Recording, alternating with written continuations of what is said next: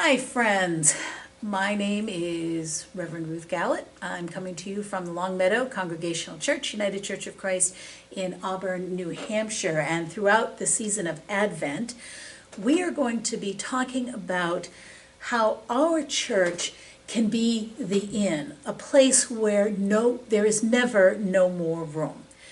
We are looking for ways in which we can invite people into our church, whether it be into the church building or into the different ministries of the church. And I'll be bringing you a special video each week of the Advent season.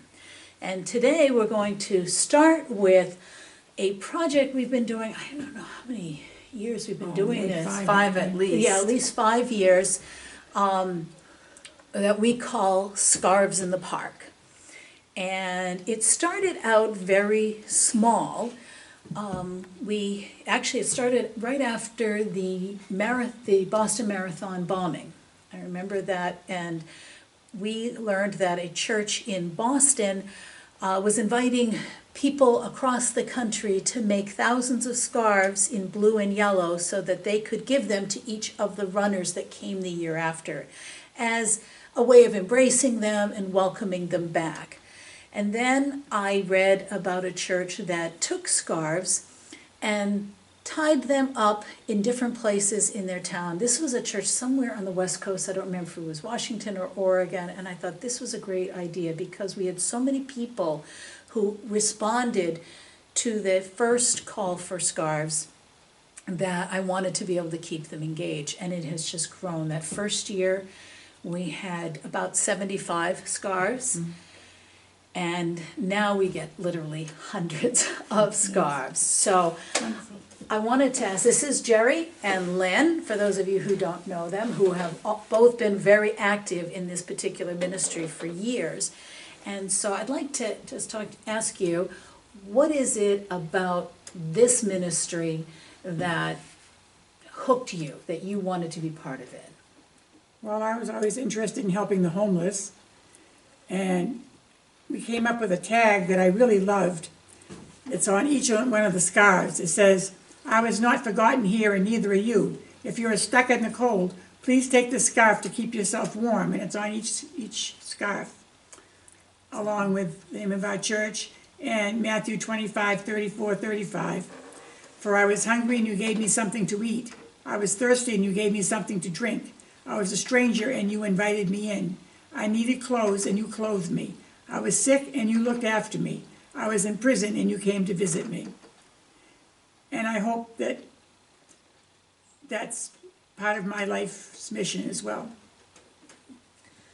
So what about you, Lynn? What is it about this that got you hooked on it? Well, we always want to be the hands and the feet of God, and this is one way we can do it with our hands. At least we can, those of us can knit or crochet, and then others can give us yarn, and then we can tie the scarves on the trees, and the people's faces just light up so wonderfully when you see them take a scarf. And one lady asked us if she could take one for herself and all her children, her 5 children, and we were just so happy to be able to give them to her. And we're very pleased because this is an outreach where we reach other people and other communities and other states, and especially Ann in Indiana has sent us hats, and Janet in Minnesota has sent us scarves just for this project. That's amazing. And we've also connected with other local groups, right? We have. So many of our neighbors in town have created the scarves. The library knitting group, the senior citizens group, and we've partnered with Anchored in Hope, who helps the homeless. And so all of these sort of expand the ministry of our church. I was wondering, actually, for those of people who are watching this who may not be familiar with what we do, could one of you explain what it is why do we call it Scarves in the Park? What is it about that? Well, we call it Scarves in the Park because we happen to go into Manchester where a lot of the homeless, there's a park, it's Victory Park, right? Veterans Park, sorry, where a lot of the homeless sit. And so what we do is they gather there. We tie the scarves on all these trees or on the fence, and it looks like a rainbow has struck Veterans Park. And then they come and they can take the scarves off of the tree, and it's theirs.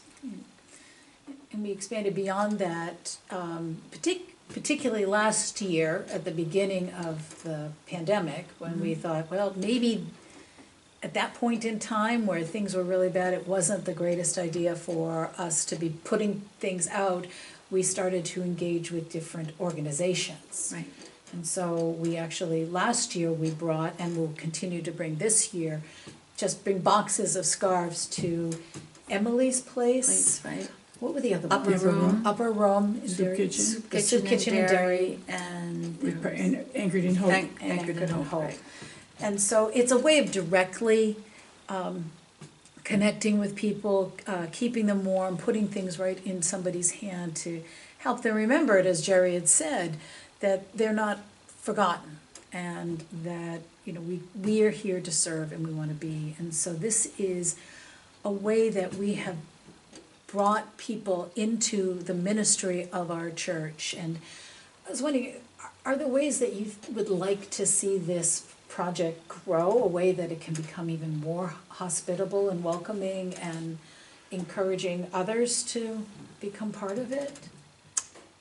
I mean, has anybody actually come into our church or come back to our church as a result of? Oh, yes, there are a this? couple people that we hadn't seen for a while, and when they saw or heard of the project, they started knitting or crocheting scarves, and then they started attending church again. So that was an outreach for these people that, you know, we hadn't seen for a while. So we got them back into our family, and that was wonderful.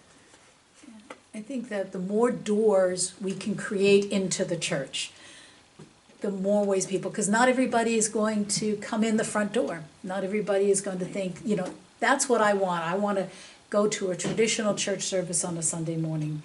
But if you create a different door, a different way for them to get in, many people are looking for ways of serving and of living out their faith in different ways. And we just wanted to create another way. So I thank you both, first of all, for being part of this ministry for so many years, and because this is a very significant ministry, both as a way of serving, but also as a way of expanding our welcome and who we are as the church. So I thank you very much, and thanks for being part of this video.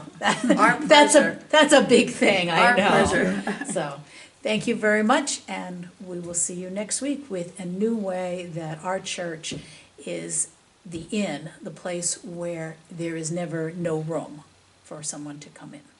Thanks. Bye-bye. Bye. I'm nice and warm when I put the scarf on.